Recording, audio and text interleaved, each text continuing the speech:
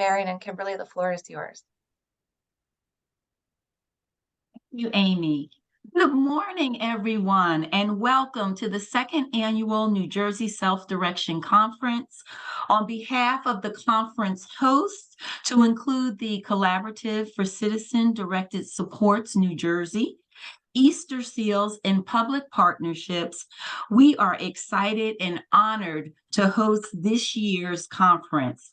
We are excited to have this platform available to you to share information about the benefits of self-direction, share information, guidance, and support for individuals and families that are living with self-direction. My name is Kimberly Jackson. I'm the Senior Director of Client Success with Public Partnerships, which is the fiscal intermediary that oversees the vendor fiscal employer agent model of self-direction in New Jersey for the DDD, PPP, and JACK programs. We are equally excited and want to acknowledge and again thank our conference sponsors, which include the EROS Group, the New Jersey Council on Developmental Disabilities, and Applied Self-Direction. Thank you, thank you, thank you to those organizations for their sponsorship and their support. And we thank each of you for taking the time out of your schedules to join the conference. We are hopeful that you will gain insightful information that you will be able to share with you, your loved ones, or just spread the word that self-direction has so many benefits to avail families. At this time, I'm going to pass it on to Marion Salino. Marion, the floor is yours. Thank you. Thank you, Kim, and good morning, everyone. Hope everybody is well and ready for an exciting few days for those of you who pre-registered and got a chance to glimpse at the agenda. Wow, what an amazing, amazing sessions we have. Of special note this year in our second year is that we have 5 people with lived disability expertise who will be sharing their stories and their insights. And I know personally, I'm looking forward to all the sessions, but I'm really looking forward to those. I think it's critical that people with lived disability expertise share what they're comfortable sharing about their lives, their successes, but also the challenges. I think as a conference, we organized this a few years back. This is our second annual, but of course it took a while to build up to our inaugural conference last year. But one of the things that really drove the planning group to come together was the fact that there's not an absence of problems when you choose to take control of your services and supports.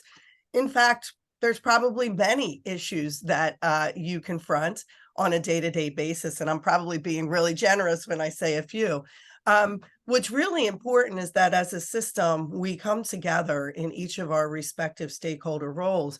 We understand our role and our responsibilities to one another, but also to the collective good, because this system doesn't work unless all parts of the system are working.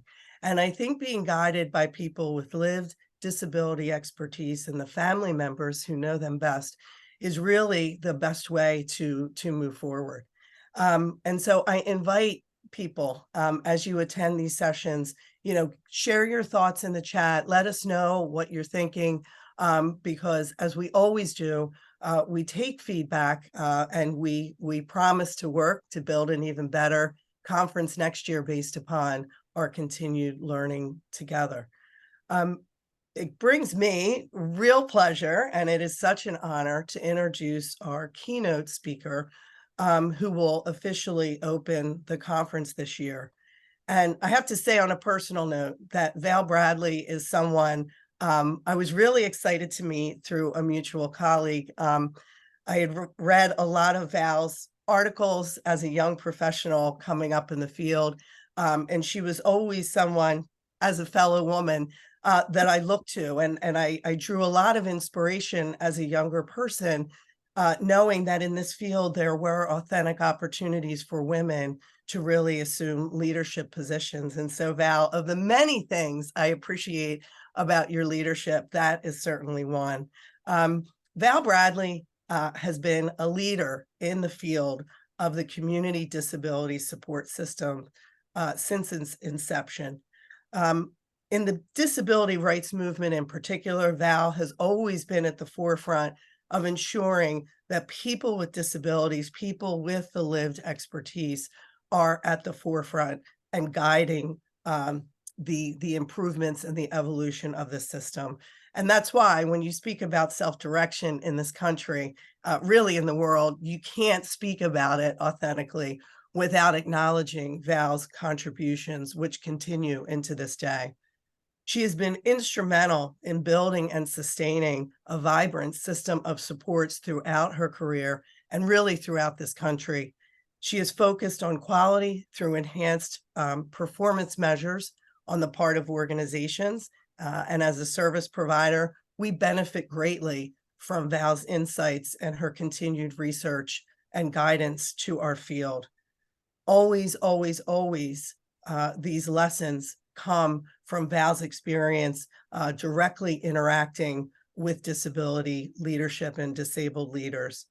We appreciate her insights as she speaks about the history of self-determination and self-direction in this country, so then we as a New Jersey community can continue to inform our present and guide our future. So thank you, Val, for your leadership, and I'm really looking forward to your presentation today.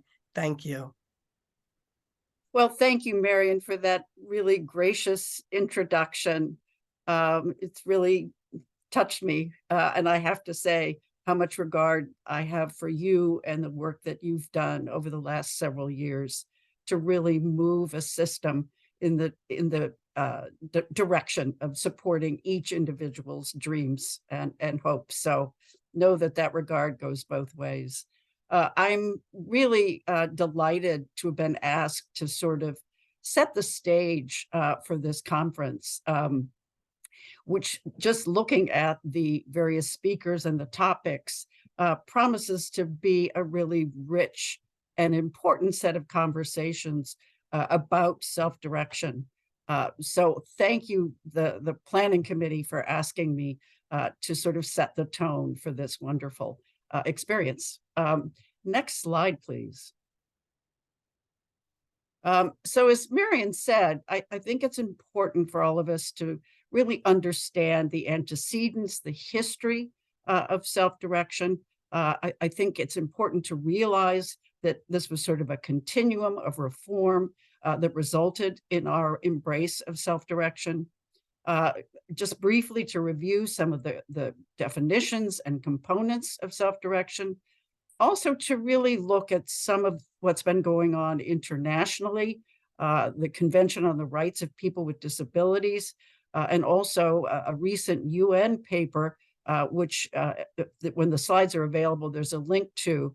HSRI did some work with the UN Special Rapporteur on Disability during the last year and a half. And that paper really helps you understand that the values that we all bring to this work are not just US values, they're international values. And I think that's also important to understand.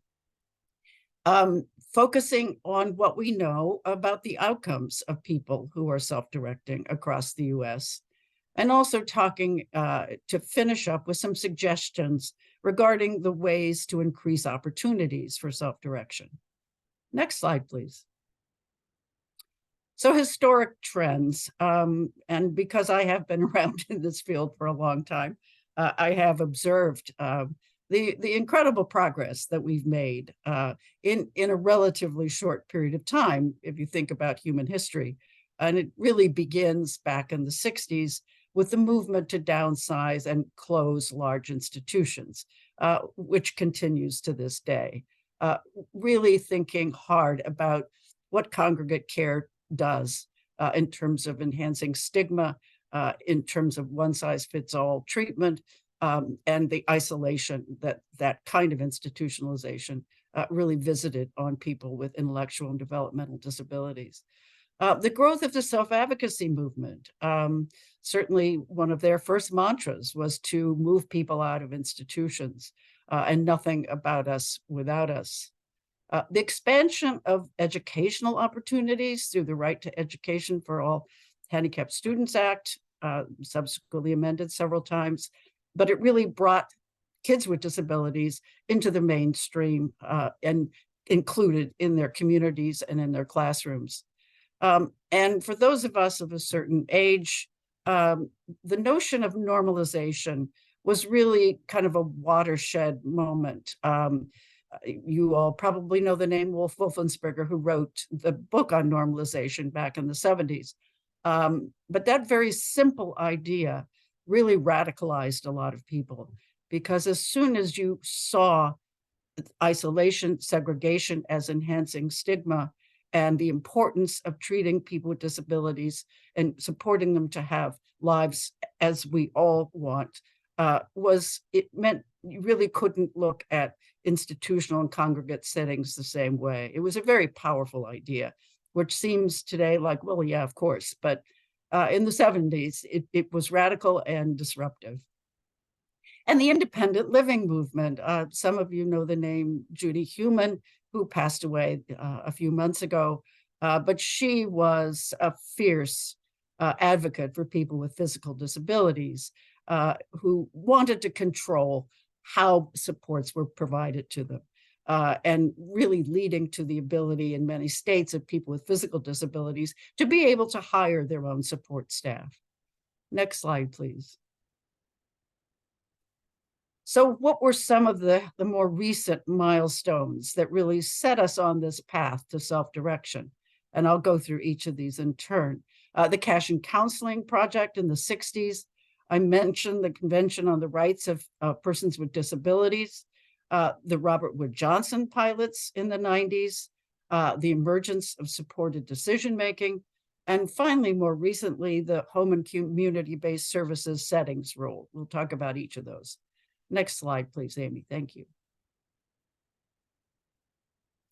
So Cash and Counseling was a really important demonstration back in the 90s, supported by my friend Kevin Mahoney and funded through the US through the Assistant Secretary for Planning and Evaluation, Pam Doty. And it really sort of was the first national example of how to give people the power to control their own services.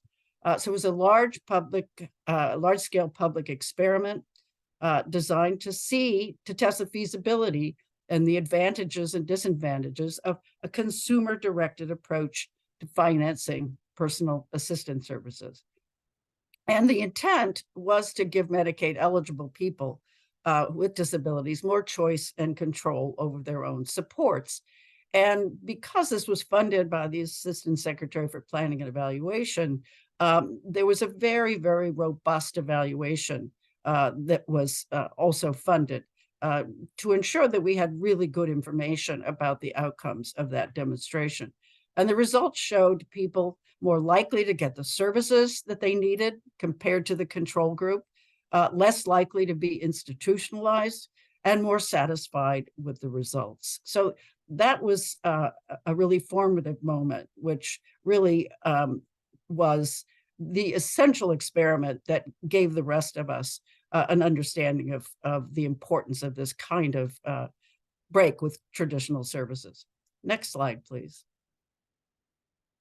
So we talked about the Convention on the Rights of Persons with Disabilities, and I want to draw your attention specifically to Article 12 of the CRPD. State parties, meaning national governments, affirm persons with disabilities have the right to recognition everywhere as persons before the law. State parties shall recognize that persons with disabilities enjoy legal capacity on an equal basis with others in all aspects of life. Now, the CRPD emerged in 2006, and by 2010, 187 states, as well as the European Union, had ratified the CRPD. Unfortunately, though a lot of the CRPD was based on our own Americans with Disabilities Act, the US has yet to join and ratify the CRPD. But again, just to make the point, the values in the CRPD have now been embraced internationally. And as one author said about Article 12, the recognition of legal capacity in Article 12 lies at the core of the Convention on the Rights of People with Disabilities and is key to the full and equal enjoyment of all human rights by persons with disabilities. The importance of self-direction is at the core of Article 12, with a clear move away from substitute decision-making to a requirement to support people with disabilities to make decisions and realize his or her will and preferences. And I also mentioned that we did some work with the UN Special Rapporteur, and that white paper, for which there's a link at the end of this presentation, talks very directly about the importance of supporting people with disabilities to have agency in their lives, which is shot through the work of the Special Rapporteur. Next slide, please. So the Robert Wood Johnson Foundation, again, back in the 90s, a lot going on back in the 90s, funded 19 states, 19 state self-direction pilots. Again, sort of a watershed moment. And we at HSRI evaluated the outcomes of those pilots. And these were some of the lessons. And interestingly, when I was looking at them this morning, I thought, yeah, you could pretty much say the same thing about self-direction today.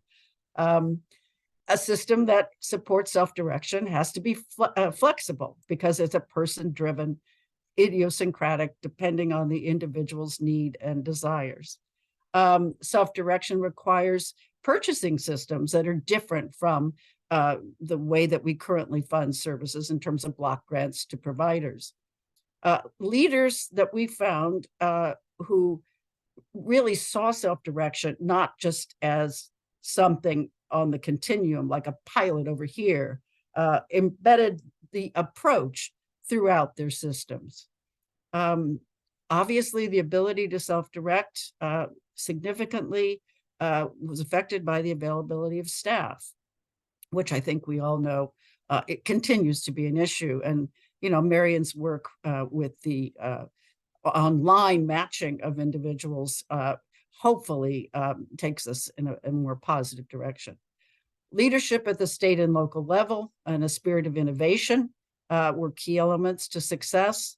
Dealing with the budget management and employee administration, it can be very complex, and we're still working hard, I think, in self-direction to make the process, at least the public-facing process, not so complex.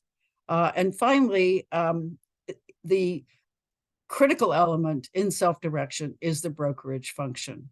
And it was at that point that most states faced the most stress. Next slide, please. We also talked to some self-advocates about their experience with self-direction. They did think there were some problems in the doing, quote unquote. And a lot of people, maybe case managers, didn't know what we called it self-determination then, what it was, that some of the caseworkers weren't really responsive to listening to what people wanted. Agencies say they believe in self-determination, but then they don't want to give up the money or the power. Agencies don't want to get us the supports we want, and professionals or staff are not talking directly to us, they're talking to others instead. So those were some important points from the point of view of people who were actually participating in self-determination. There were a lot of positive comments as well. Next slide, please. So the settings rule is another important ingredient here. The settings rule from 2014, which was really the first time the Centers for Medicare and Medicaid became somewhat more prescriptive about what they expected in waiver-funded services. Up until then, the assurances that states made really didn't get into the nitty-gritty of how services were provided. But the settings rule really set out some important assumptions about what CMS wanted waiver services to do.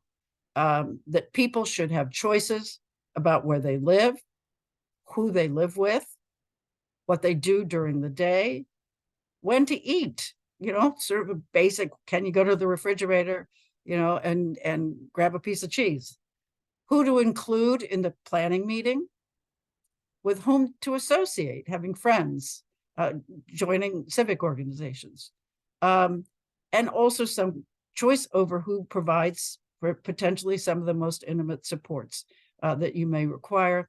And finally, that everybody should be offered the opportunity to self-direct.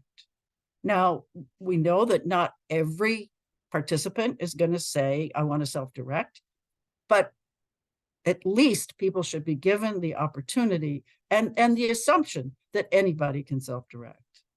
Next slide, please.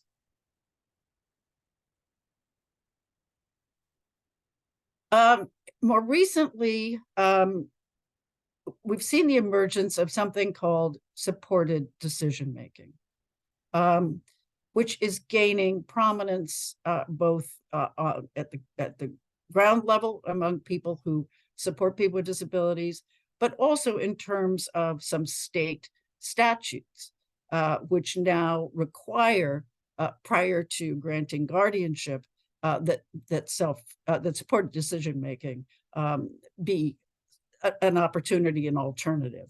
And supported decision-making really first came up back in the 90s in Canada, and it has been seen as a way of really operationalizing some of that language that I read you from the Convention on the Rights of Persons with Disabilities.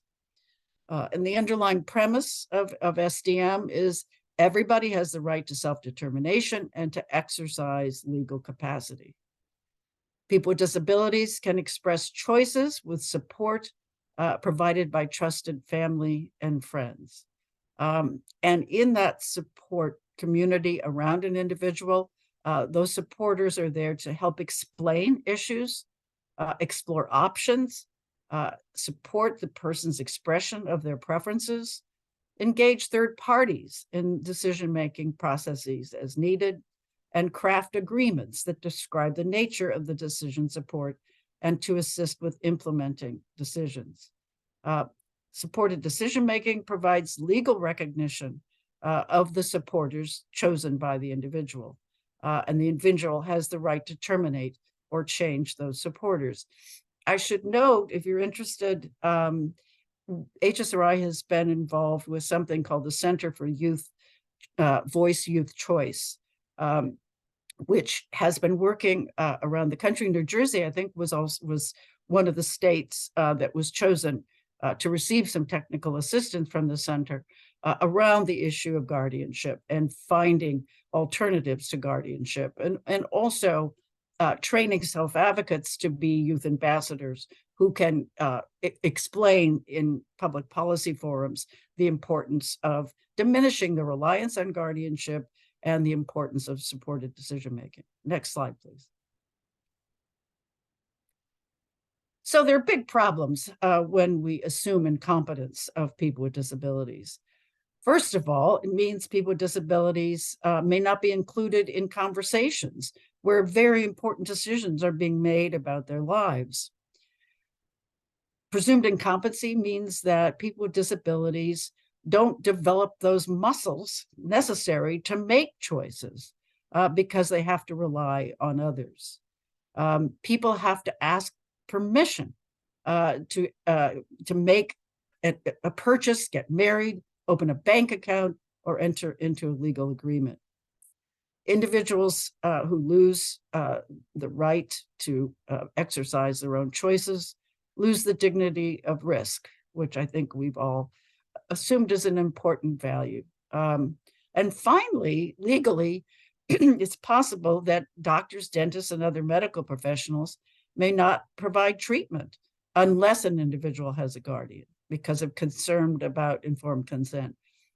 So a lot of downsides about the presumption of incompetence. Next slide, please. So two different ideas, one a more meta idea and one something that grows out of self-determination. But self-determination really is a universal value. that really asserts that people have control of their life by making decisions about services based on their own vision, preferences, beliefs, and abilities, and act and advocate on their own behalf. So self-determination should be present in everything we do to support people, whether it's small decisions or large decisions, but really finding ways to help people have some control over their own lives. Self-direction, on the other hand, is people decide how, when, and from whom their services and supports are going to be delivered. They determine how resources are spent, and if they have budget authority, they hire their own staff. As a model, self-direction prioritizes participant choice, control, and flexibility. So self-direction really embodies self-determination, but has more specific components. Next slide, please. So self-direction, as I'm sure this audience understands, is somewhat disruptive because it really goes against the ways in which our legacy services have been modeled and conducted over the last several decades. It really shifts decision-making to the individual. It changes the way supports are funded to give people direct control over dollars through individual supports budget. It changes the role of service providers, case managers, and support staff, and it puts the person in the center of the relationship between the state and the provider organization. So it is a somewhat disruptive idea. It hasn't always been totally embraced by all stakeholders in every state. There have been pushbacks, fear of fraud, etc.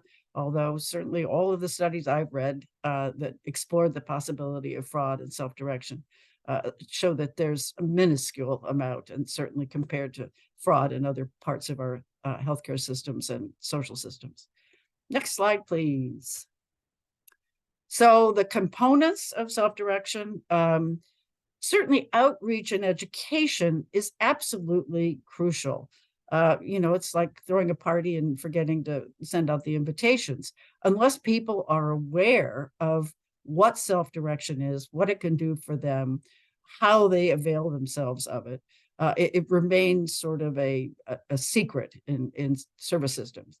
And I think I emphasize that the HCBS settings rule really requires that people on a regular basis be offered the ability to self-direct.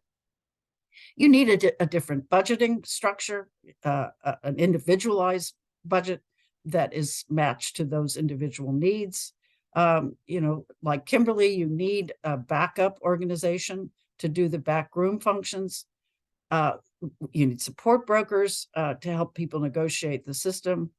And support brokers shouldn't be thought of as case managers. Support brokers have a rather particular responsibility to understand self-direction and to help people be supported to self-direct.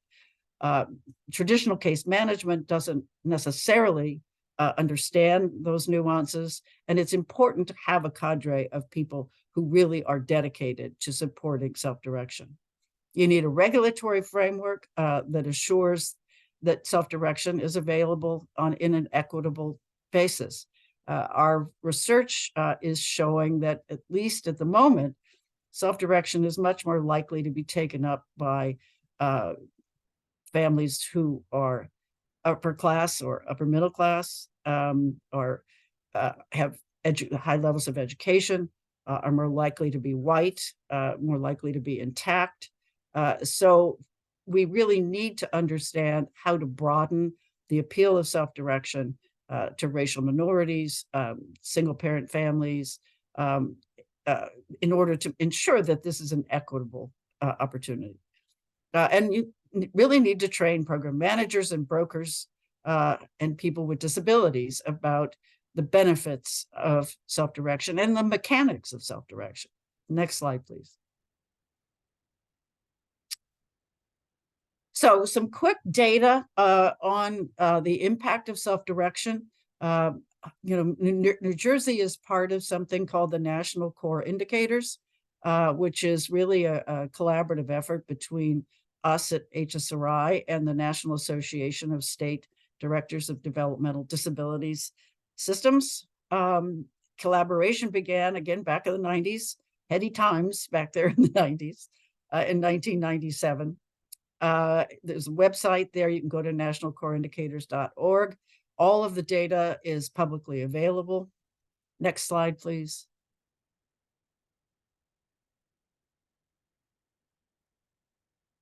So NCI, for people with intellectual and developmental disabilities, is now used in 48 states and the District of Columbia. So it's really a national resource about the outcomes of people with disabilities as well as their families. Next slide, please. So what I'm going to be talking about is the in-person survey, which is really a conversation with people with disabilities.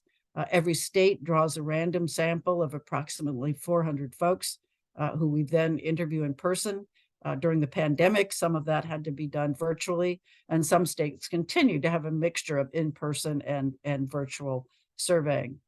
We have 3 family surveys, as well as a state of the workforce survey, which really helps policymakers understand the breadth and magnitude of the current crisis in our workforce.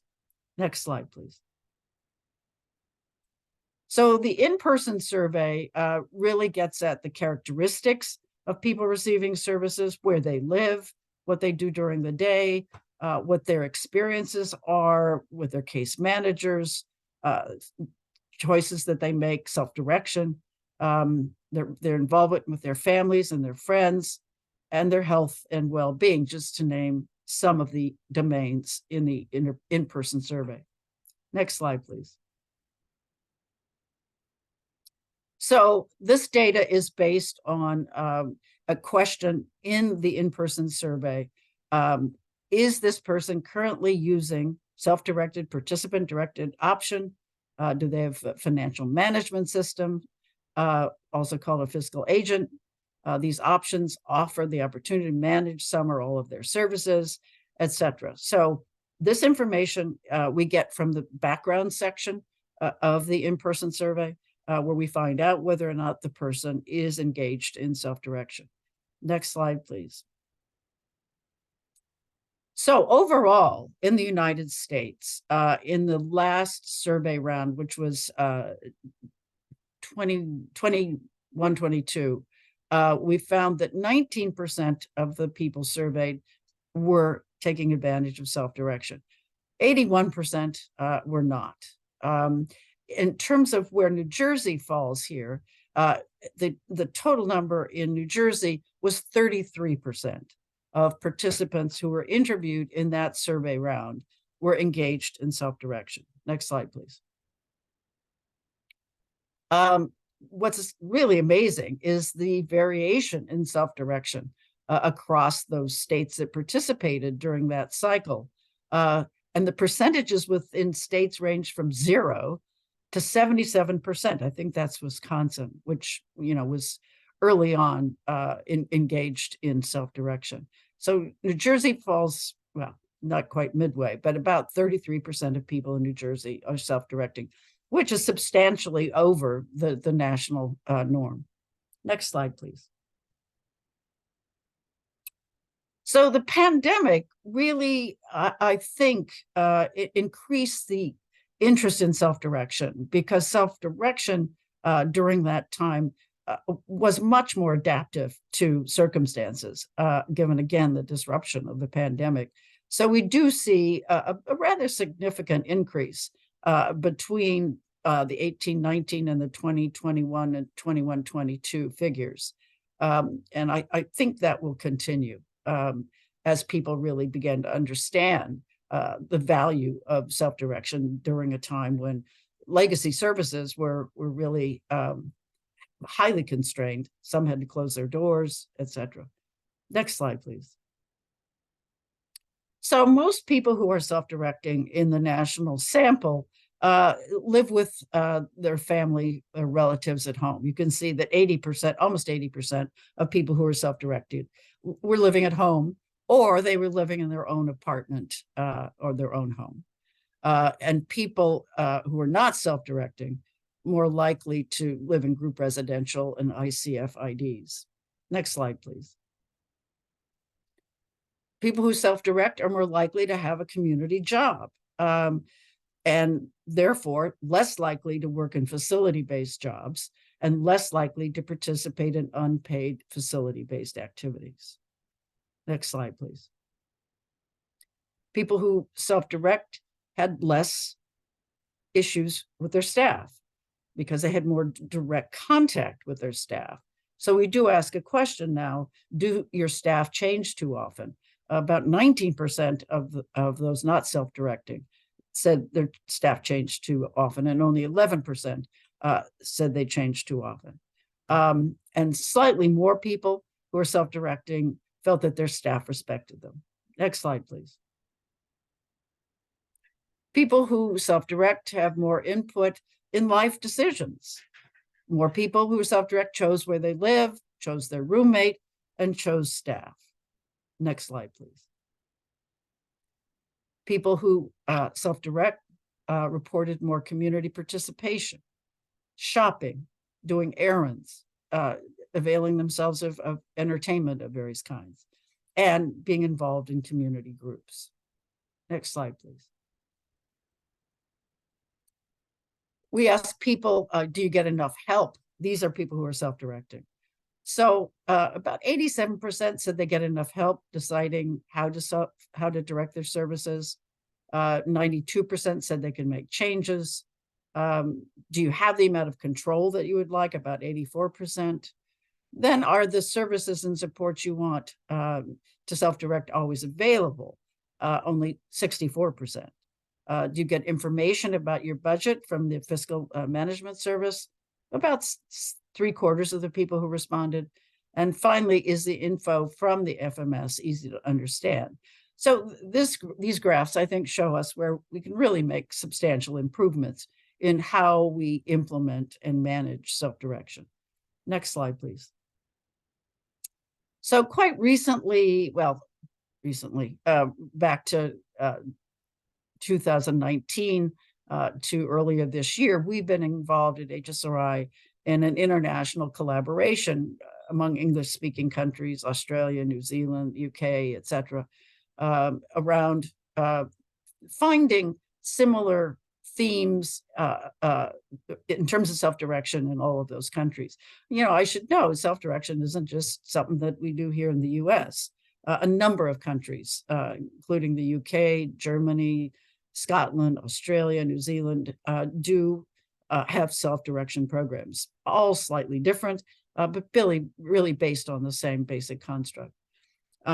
So working with that group, one of my colleagues and a guy from Europe, Simon Duffy, created a first draft of some global standards for self-direction, which I will kind of speed through because there are several of them. Anyway, next slide, please.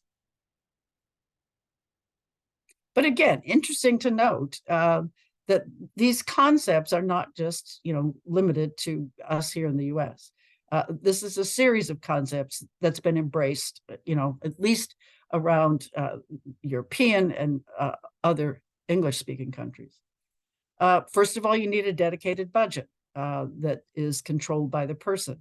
You need access to some supported decision-making that really helps you make choices rather than having substitute decision-making. Again, as we said, outreach and education. If people don't know it exists, then they're not likely to take advantage of it.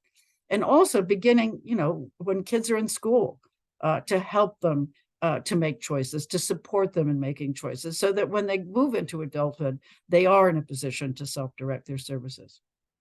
Simple information about self-direction that's accessible. Administrative practices that, again, as I said, minimize the burden on the individual, the public-facing part of self-direction. Person-centered planning goes without saying that, people who are self-direct should be participants in person-centered planning to really ensure that the system, the person understands the ways in which they can use their budget to support themselves. No cost assistance with technical aspects of self-directed services. Even if we try to make it less complex, there still are some complexities in self-direction.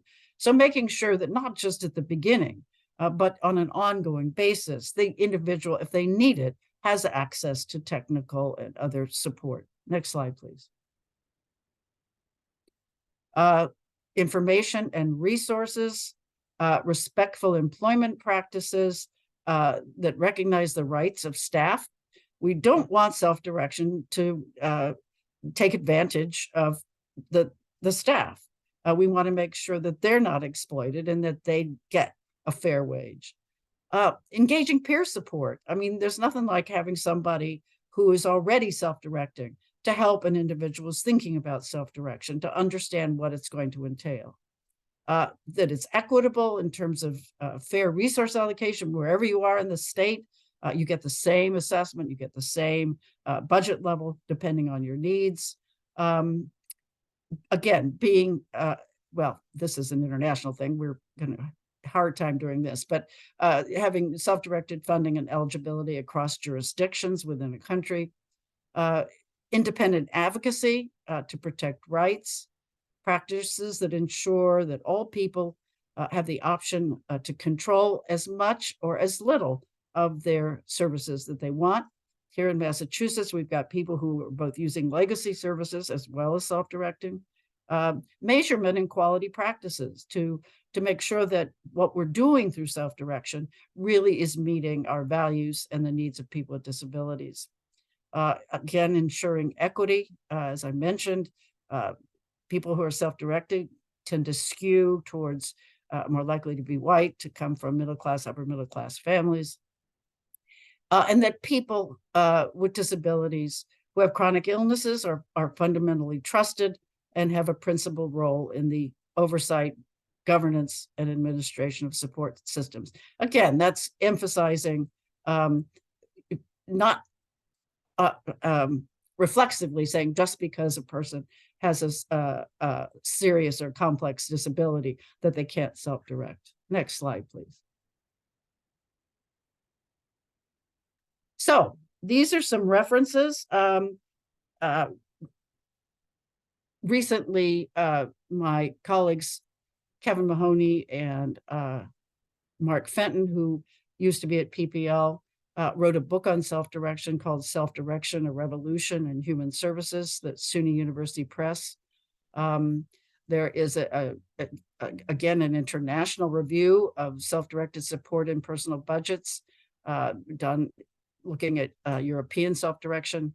Lynn Breedlove, who was in Wisconsin many years ago, was really one of the fathers of self-direction there, has a really lovely statement on what is applied self-direction. And then finally, I mentioned that UN paper that my colleague Gerard Quinn did.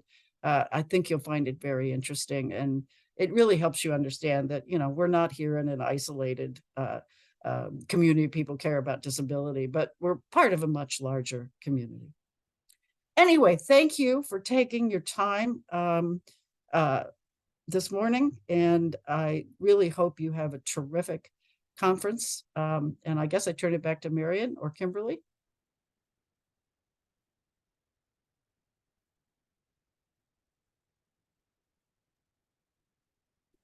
Thank you, Val. Excuse me, I was taking my notes because every time I hear you speak, I learn something new. So thank you. Particularly interested in, some of the comments in the chat, I think really speak to a lot of what you were speaking about too, and what you ended with, which I think is really powerful, that we are part of something bigger. And, there are issues, there are ongoing issues. You touched upon the workforce crisis, which of course we could, we could speak for weeks about, but I think that that hopefully, and hopefully some of the participants can throw some thoughts in the chat. the difference perhaps that self-direction makes in terms of some of the choice and control that people do have over some of these circumstances. And I think one of the most recent comments was, yeah, we need more choice in services. And so, I mean, that's important too. There has to be enough enough options for people to really be able to choose from. So I think what I heard from you too is in New Jersey, we're not the only ones challenged with this at this point, that this is really a global issue. Absolutely. Absolutely. I should also mention I have a fondness for New Jersey because I got my master's degree at the Eagleton Institute of Politics at lovely Rutgers University in exotic New Brunswick, New Jersey. Yeah, these problems you could see. I mean, as I said, when I read the RWJ, results, I thought, duh, I could have written that today. In fact, we just evaluated self-direction here in Massachusetts. And yeah, that's pretty much what we said. The tough part, I think, in any state is the equity issue, is making sure that just because you have a support group that yells louder than somebody else, that everybody gets treated the same way, and that the outcomes in terms of budgets and service array and what you're eligible for is the same, whether you're in Atlantic City or you're in Newark. Good points. Yes. Are we able to get the slides and transcript is a question. This is being recorded, certainly, Val, but I don't know your preference in terms of your slide deck, and certainly don't want to put you on the spot. I'm not sure what your practice is. Absolutely. No, Okay. Please. Great. Circulate it. There aren't any secrets here. Right. Well, thank you. Can we get Val's email contact? Yeah, it's V as in Valerie, Bradley, BRADLEY at H as in Harry, S as in Sam, RI.org. So it's V Bradley at HSRI.org. I put it in the chat for people. Thank you, Mary. So thank you. Yeah. I think there's a couple questions. Just okay, so how will this be done? And wow, I think anybody that would have that pathway would certainly be in a good position. But I think some of the things here, and that we really want to highlight over the next several days, Val, are that there is a growing community of people who are dedicated to self-direction here, and how do we make it better, and certainly more equitable across the board. So I don't know if there's any insights you have working in so many states, or maybe from some of our global colleagues around. Is there any one thing that a system has focused on initially to kind of get at some of the issues, say the workforce issue? Not really. I think the more successful countries, the more successful systems have really focused on the whole education issue. And I think you told me earlier that New Jersey now has someone whose whole job is to make sure people are educated about self-direction. I think I should say, in addition to it, being consistent with our values, self-direction may be somewhat inevitable given the workforce crisis, because I think you're having providers now all over the country, and certainly our workforce survey shows this, who are unable to expand. I mean, it's not that there isn't money, but they can't get the staff. And that's just a huge issue. And I think, though people who are self-directing face workforce issues as well, they seem to be somewhat more agile because they're able to pull from their own networks of family members and neighbors and others who wouldn't necessarily have been part of the standard workforce that the providers are recruiting from. And, the work that you've done, Marion, in that online platform is another way of helping people who are self-directing to match with people who are looking for part-time or full-time work. So the workforce crisis is going to be a problem regardless of what we do. But I think self-direction is a way of expanding the pool of possible supporters. Mm-hmm.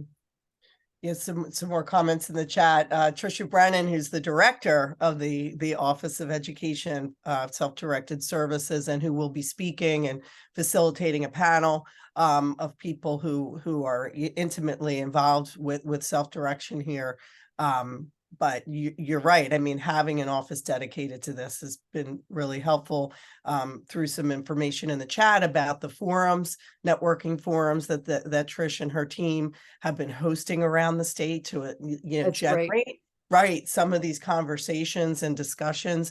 And certainly we look at the partnership, the collaborative, along with the financial fiscal intermediaries here, PPL and Easter Seals. I mean, a big part of us coming together to make this conference happen was not that any of us have the answer, but together we can at least start to think about and share ideas. And well, this worked over here, maybe it can work here. And Kim, I'll toss it to you too for some kind of closing thoughts on Val's opening.